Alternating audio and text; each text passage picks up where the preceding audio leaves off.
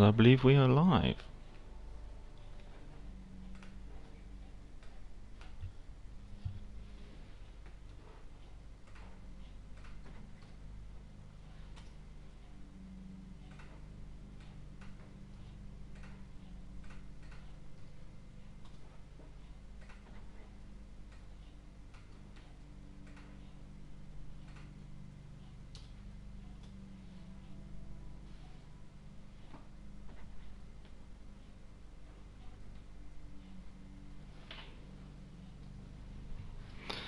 So hello and welcome back to the port.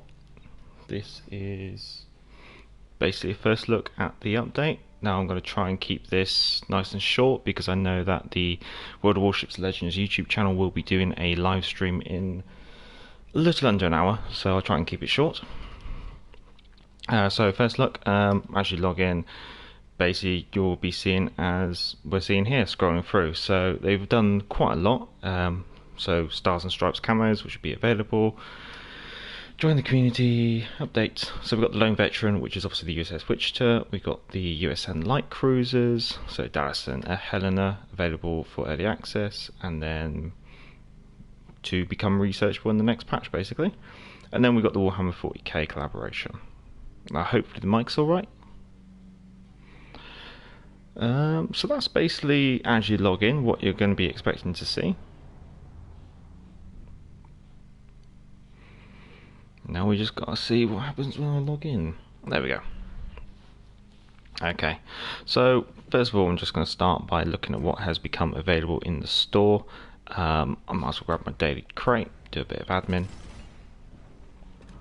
There we go. Right, so well, I guess straight away you can start off with the deal of the day, where you can be looking at getting a Imperial and Chaos crate to start off with. I'm not going to start rushing straight into that, but straight away, as kind of predicted, they're starting off with the Warhammer 40k as the big drop. So you can look at get the Imperial set for nearly 20,000 doubloons, or the Chaos set for 20,000 doubloons. Let's see, we can have a look at the commander profile. So we've been over that base trait in the previous, but it's one of those very situational ones because it relies on when you're using your repair party, which is only going to be, what's that, like 28 seconds? So it's not really, basically you're not going to be getting very many volleys off. You might get one, maybe two volleys off. Damage control party, that's very similar to what we see on some of the British, isn't it? With the Flaming Cannoneer. Sanius Blessing. I probably pronounced that all way wrong. Incoming damage to your battleship while damage control party is active. Damage control party duration. I just want to actually see. This is where you're going to shamefully see how badly I've done with the United States, because I really don't enjoy playing battleships much. How long is damage control party duration? It's only 20 seconds, so you're reducing that down to 10 seconds. So what you look at for 10 seconds, you can reduce the incoming damage to your battleship by 20%. Maybe if you trigger it as you're getting slammed by a load of torpedoes, that might be useful, but it's very hard to see that. Again, it's very situational, like the base trait. Yep, gyrating drill bits and crisscross. Marksmanship ends on second thought. Reaching out. Emergency specialist. Damage control party reload minus 5%. Damage control party duration minus 30%. So whatever you do, don't combine emergency specialist with celestial blessing, or else you're reducing your damage control party duration by 80%, which would be just damn horrible. Yeah, no, I would have much preferred to see Master Mechanic for additional repair parties, but I don't think there's anything really special there. I'm going to have to be very honest. I think you can probably do better with some of the base commanders. Maybe if you're using the base commanders for a lot of things and you need another kind of that style of commander, then maybe you could go for that. You got the flag. We got Protector of Faith camos, so specialist camos for the Imperials. And then we have the English Purgato. Oh god, I don't know how you want to pronounce that. So let's see. This one always interested me. How can I get a view of that? Hatred is the Emperor's greatest gift to humanity? I think there's more back here.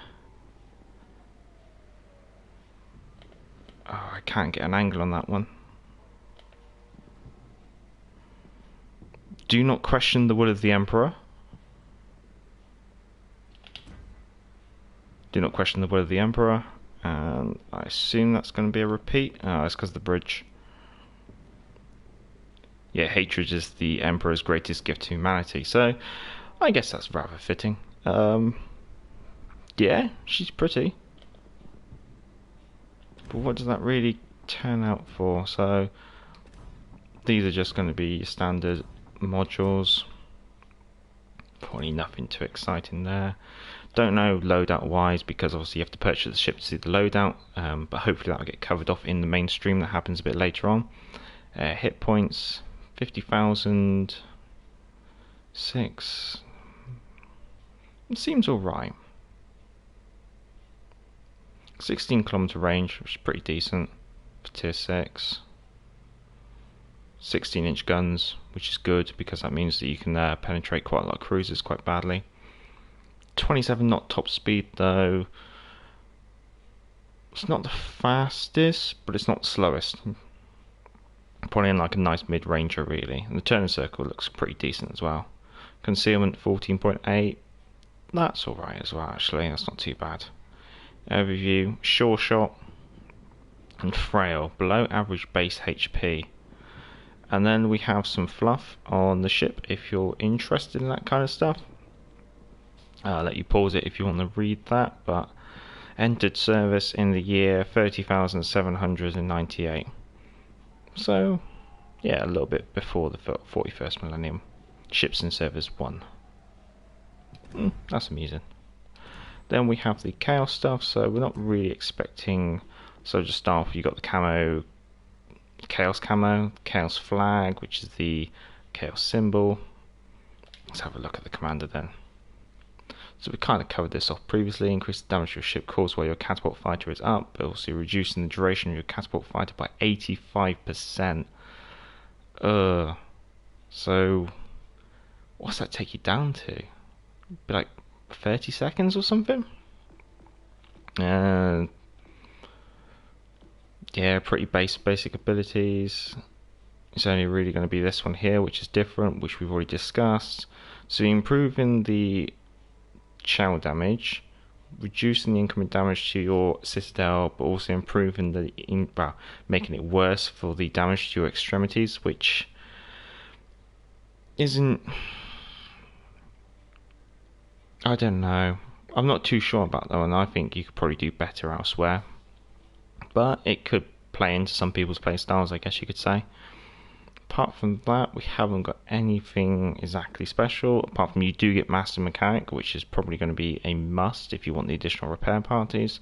So it's amusing that the one whose abilities are based on repair parties, you don't get additional repair parties, whereas the one that you don't really matter too much about repair parties, you do get additional repair parties. They missed a trick there really. So Ragnarok, again, sure shot and frail. Someone decided that they had time to fit a Stargate to the front. I'm sure it's not supposed to be a Stargate. Of course we have the not so working chain gun out the front, which is a bit of a shame. Again, it's pretty. You got some Chaos hieroglyphs down the side there, the usual arrows and spikes. Got some tusks out the back. I mean, I think if you're going to be getting these, you're probably going to be getting them out of passion for Warhammer 40k. Actually, while we're here, we can have a look around the ports. There's your spaceship directly behind the ship. Lots of banners, lots of fireworks.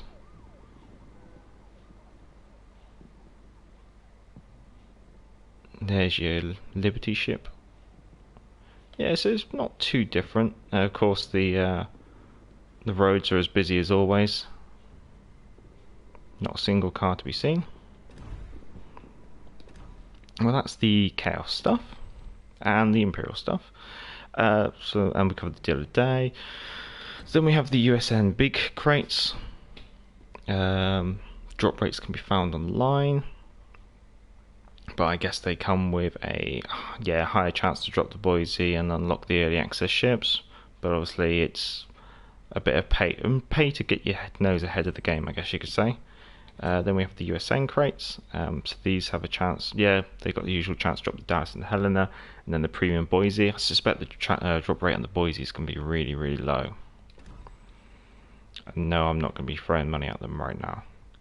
Special. So this is your Warhammer 40k tab basically. The Warhammer 40k stuff is only going to be available for a single month.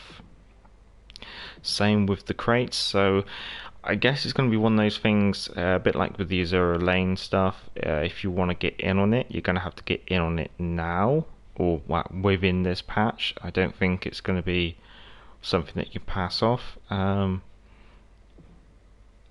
What's this? Okay, so it means if you're looking at getting a crate, this also then gives you a mini campaign in order to collect free rewards. So that'll probably be the symbols there. So you've got the Aquila and the Inquisition Eye, and then you've got the hieroglyph. Is it the Eye of Horus? Oh, I'm very rusty on Warhammer 40k. But yeah, I think if you're going to be buying crates, then obviously you're going to probably be buying the ones with the symbols first, because the symbols are basically free compared to just buying the normal crates.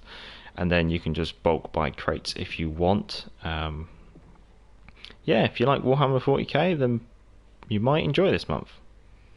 I dabble in 40k, but I don't see myself leaping at grabbing these. 20,000 doubloons for a commander and a tier 6 ship is quite a bit, considering that tier 6 ships are usually 12.5 to 15,000 doubloons. I think they could have dropped the price of that just a little. It's only minus 7%. I think they could have dropped the price of that just a little bit more, just to make it a bit more enticing.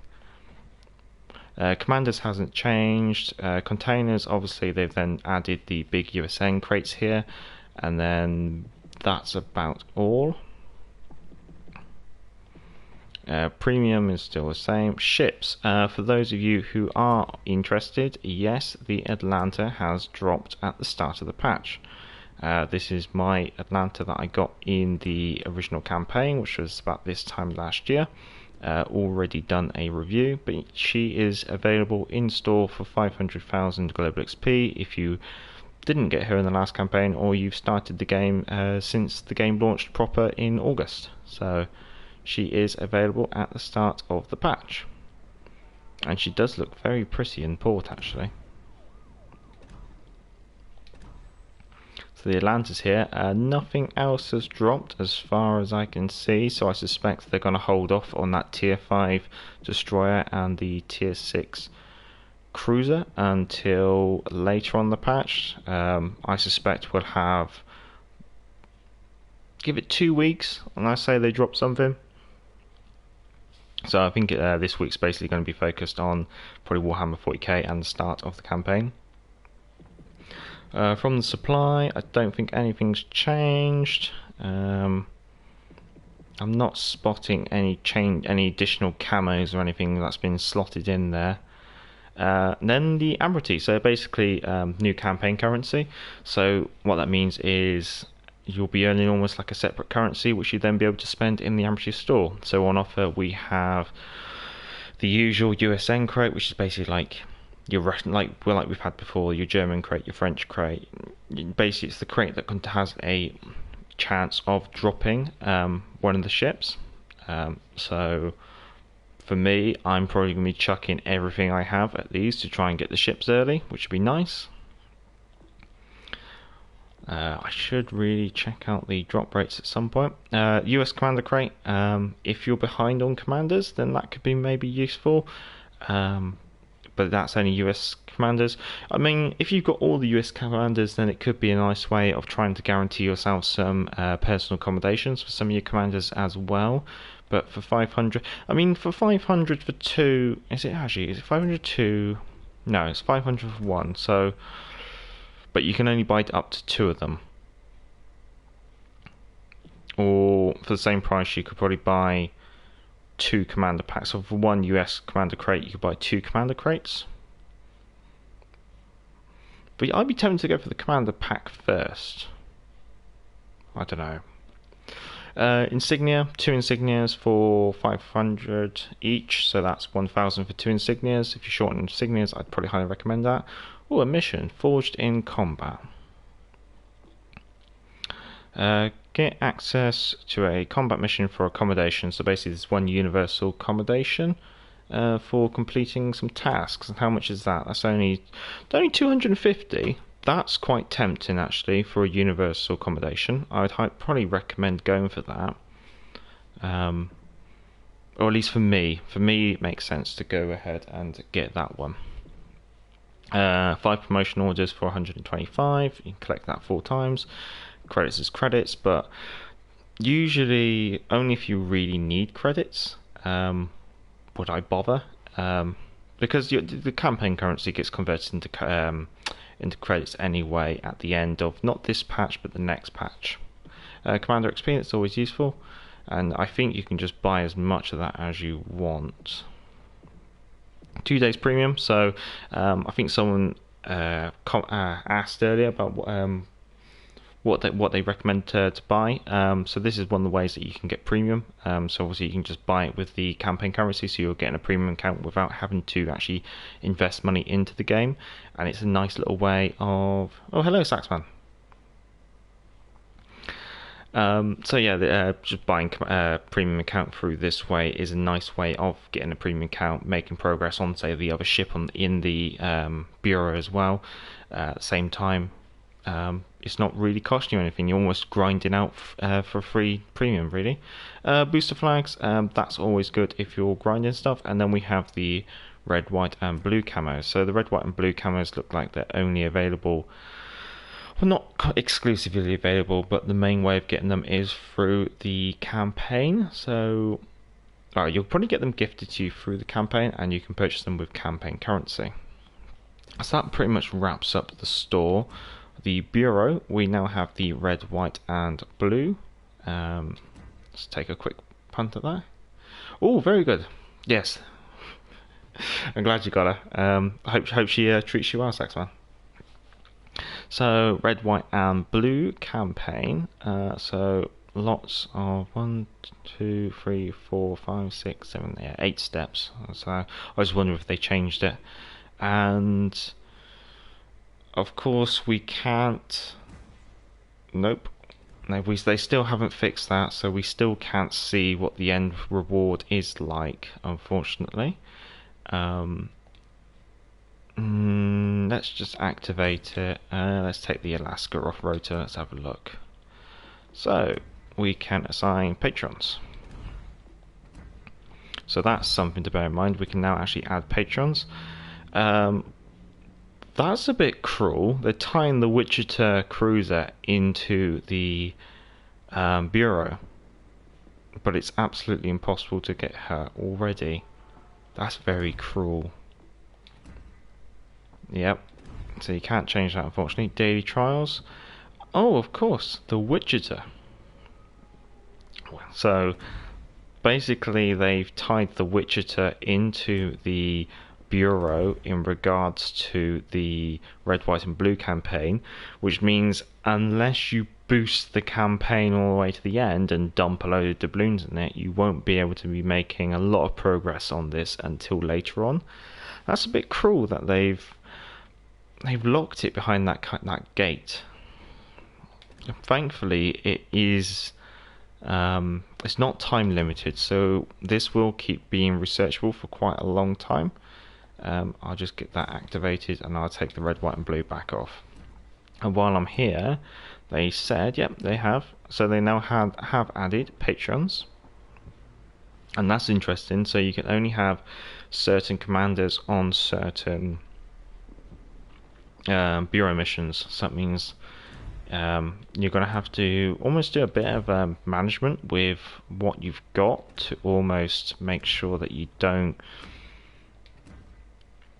like double book yourself. And they're also locking the commanders in at certain ranks, as expected. Might as well activate the Yamamoto as well. Oh yeah, we'll get Fraser on there.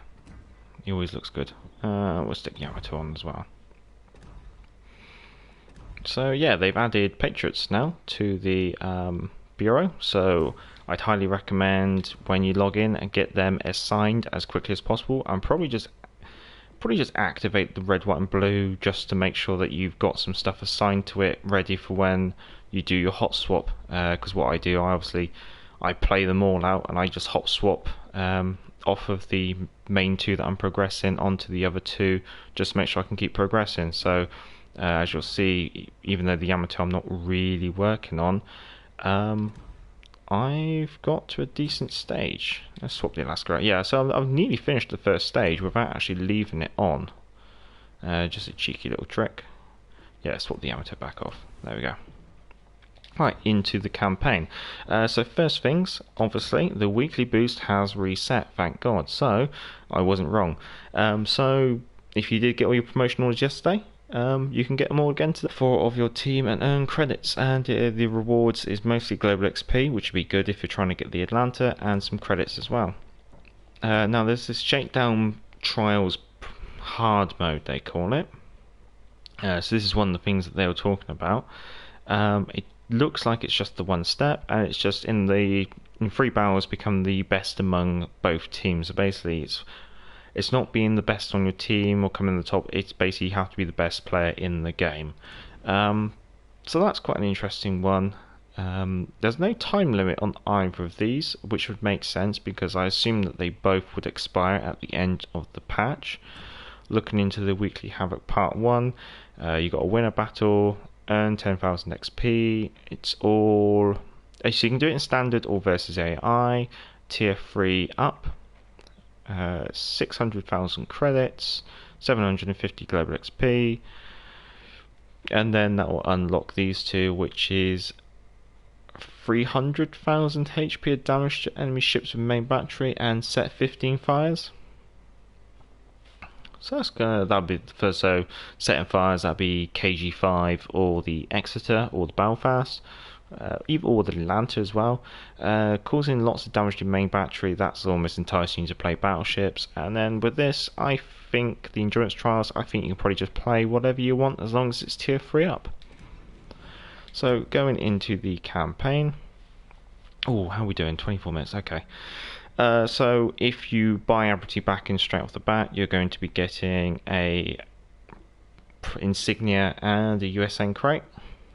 So if you don't have Admiralty back in, then your first reward would be 10,000 Commander XP. Lots of rewards. I'm just going to blitz right through this because if you want to break down the rewards, then it's probably best to go look at the patch notes. But just, there's lots. There's lots and lots. Are we there yet? There we go. Oh! So, no, we don't want to do that. Right, we can view the ship, yes.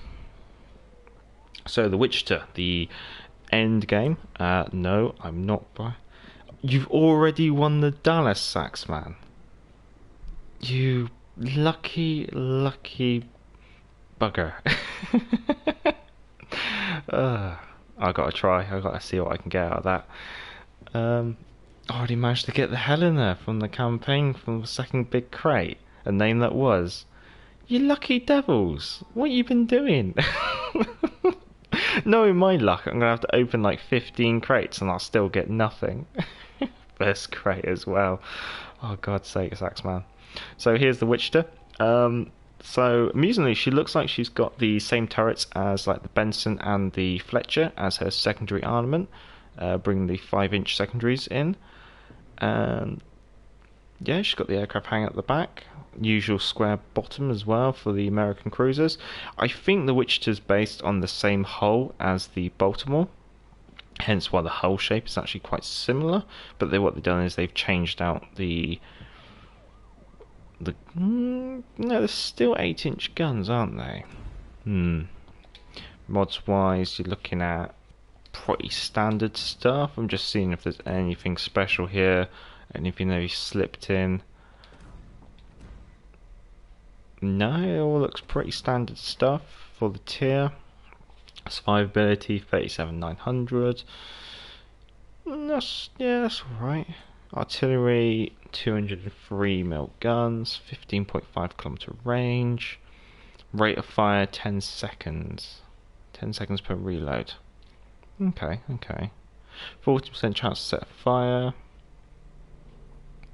Mix of secondaries of all the same caliber though. Maneuverability 33.5 knots. It's pretty average really. Turn circle looks pretty decent too. Rudder shift is quite cool. It's quite reasonable rudder shift already at 6 seconds. However, I'd still probably recommend enhancing that more just to try and dodge enemy battleships at long range. Concealment range 12.6. It's hard to tell if that includes the camouflage that she's already got equipped. I'd be tempted to say it does. So that gives a nice idea on the breakdown of the overall rewards for the campaign. Ooh, 26,000 doubloons to complete the campaign. I don't know why they've started to include this 2 milestone 30. I mean, why have they started to do that? It doesn't quite make sense. And then there's just the standard amity backing for 2,500. So that's all pretty standard stuff. And you'll probably make a couple of bits of doubloons back out of that. Well, at least it's same as the Russian campaign, but only getting 15 promotion orders, no insignias this time from the tier 6. Oh, okay. That's a nice one. So, a name that was basically has confirmed that when you unlock the cruisers, you'll unlock within the campaign missions an individual mission or like mini campaign in regards to that cruiser. It's basically win a battle. There may be between 5 or 6 steps for each one, and once I think once you complete it, or at each stage, I suspect when you complete it, you get some promotion orders out of each one. So that's quite an interesting. Thanks for that name. It was. It's nice to know. Commanders. I'm only going to try and keep this brief. What I've noticed is the top left. They've added the nation's name. I don't know if that's new, but it looks new to me. I think it was just the flags, but I think they've now added the names of the nations to it, just in case you didn't know what the flags meant, I guess, which is very strange. Now ships, I'm sure most of you are looking out for, not the UK, sorry, I'm on autopilot, Dallas. Here we go. So, very similar to Pensacola turret layout. 7 steps, 50 doubloons. Okay. Is Forged in Combat mission worth it? It is the store. I think it might be Saxman if you're looking for universal accommodations. For me, I'm trying to get Reginald Tywit to level 16.4 for my British cruisers, and therefore I'm quite tempted to get the Forged in Combat mission to try and get me one step closer to having Reginald Tywit to level 16.4, my first fully upgraded commander. Dallas is looking quite pretty actually.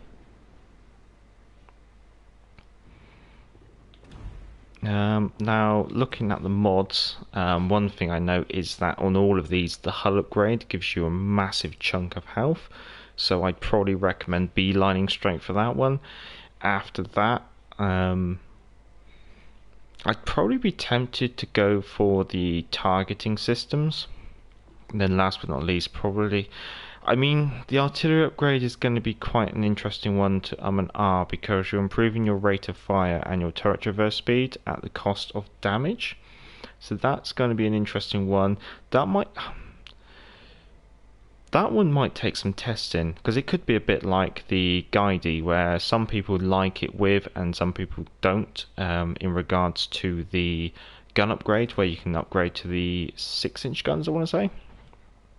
So the stats of the Dallas, obviously, these are the base stats before you had her fully upgraded, but once she's fully upgraded, they look very comparable health-wise to the British, which gives you an idea on how fragile they are, because you know with the British, if you mess up, then you get punished.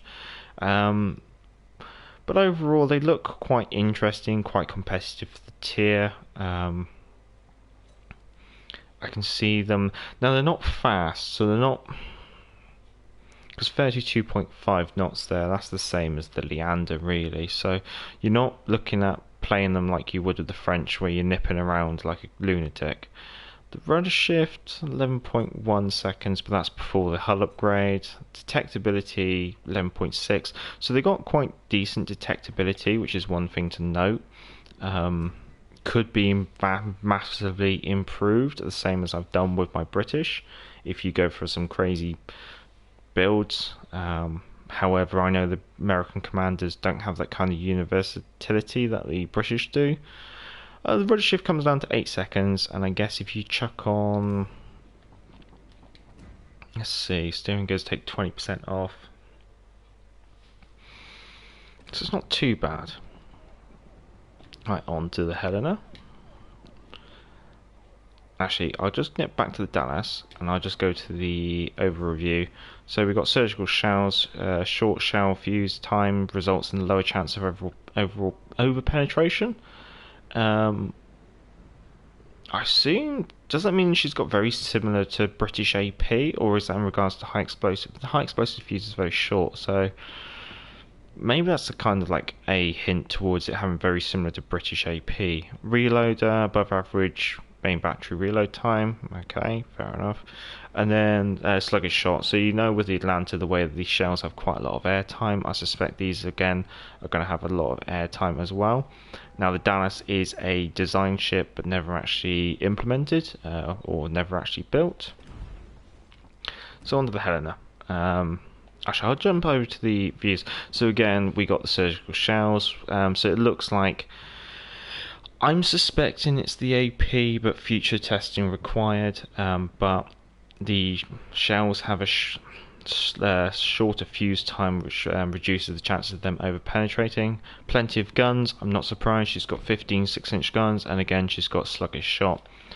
Going on to the upgrades, again, this is another one where I noticed the hull upgrade has a massive chunk of hit points upgrade, which is probably the first thing you're going to be line for, considering how fragile they're going to be, because overall they look as fragile as the British ones do. Then maybe the range. What is the gun? So that makes your reload slower, but actually does improve your actual damage. So it's almost like this is like the complete reverse of what you're getting with the Dallas. With the Dallas, you're reducing your damage for faster rate of fire. Here, you're reducing your rate of fire for improved damage. So it's almost, but it's a very small trade-off. I suspect on the Helena, you're probably going to want to have it though. But again, it could be one that's open to testing as well. And then if you want to look through the stats, and obviously I haven't got the abilities of them here. If anyone has already unlocked them, if you want to drop in the comments or in the chat any special abilities they've got, or is it just the usual damage con and sonar and catapult fighter? Does the Helena have an aircraft? Oh no, I want to actually view the ship, sorry. Yeah, she's got aircraft, so I suspect the Dallas and the Helena both come with aircraft, sonar, and damage control party. I'm probably not expecting anything special out beyond that.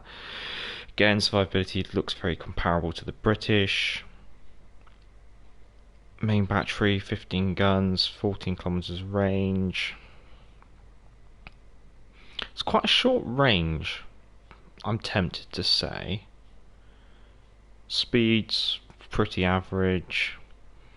Detectability, it's low, but then that kind of matches your low gun range. Last but not least, we have the Cleveland. Oh, 4 aircraft and 2 sonar on these. Thanks, the name that was. So, lots of aircraft, and the aircraft are going to be up for 6 minutes each. So, you've probably got more aircraft than you can feasibly use. Only 2 sonar though. I'd be tempted to probably use a fully packed commander then to try and get additional sonar. Just because of your short range and decent concealment. It's not that you want to be up front against enemy destroyers, but I can see that because you're having to play at a bit of a range, that you're going to be surviving a bit longer into the end game if you don't get one shot. So if you are around in the long game, you might want sonar. That is a big broadside. Jeez, it's really high in the water. Or is that just my perception? I think it's just because it's all square and boxy. But again, very pretty ships. Jump over to the overview. So again, we've got the surgical shells with the shorter fuse times, where reloader, so obviously fast firing, agile, above average ability to change the direction. Thank God, you're going to need that at tier 7. Cleveland looks like she could be quite interesting. I guess the big question, I suspect the Cleveland's going to come with radar, but no spotter. So I suspect the Cleveland's going to come with radar, sonar, damage control party, and a repair party, just because that seems to be Wargaming's way of trying to fix tier 7, is just give all the cruisers repair parties at the moment. Now, what I want to do, have a quick look at the stats, but actually have a quick look at the upgrades. So you got a good distance to get to your first upgrade. However, the hull upgrade is going to give you plus 6,300 health. That you're probably going to want to beeline for as soon as possible, because again, these are going to be glass cannons. Gun range goes up to 15.3 kilometers. It's good enough, but again, it feels quite short. The gun module, you're definitely going to want to take that. I don't think there's any questions about whether or not you want that. Yeah, everything's a buff there. Improved rate of fire, improved damage, improved chance of setting fire. I can see these. I can see Cleveland being. I mean, I'm surprised that her trait isn't Pyromania. I can see her being very good at setting fires with that rate of fire, that many guns, and that chance. Yeah, it's just going to be good. Wow. As long as you can survive. That's going to be the big question, is what's the survivability of these at the end of the day, because with the British cruisers you have the ability to hide in your smoke screen. That, because you can't be seen, you can't be shot, because you can't be shot, you survive longer. These have very similar HP to the British cruisers, but you don't have smoke. So you are going to be relying on teammates with smoke or islands and positioning to obviously take advantage of that. Going for the stats, yeah, the guns seem generally alright. It's just the range. Maneuverability seems decent all over, but nothing special. Concealment seems pretty reasonable, but then again, you have a short gun range, so that makes sense. But yeah. And I think that is pretty much the entire campaign. So unless anyone's got any questions, because how long we got?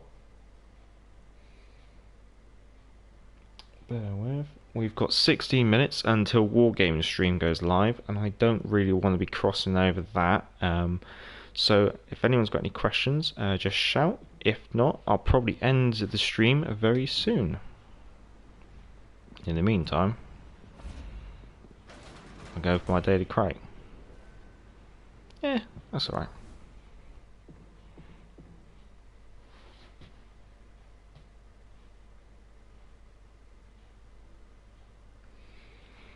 Well, unless anyone else has anything to add, I'll be letting you go, chaps.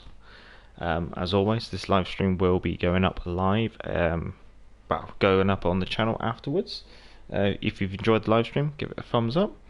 Much appreciated, Saxman. Catch you around sometime. Well, I've been the Gallifrey Major, and back to the port.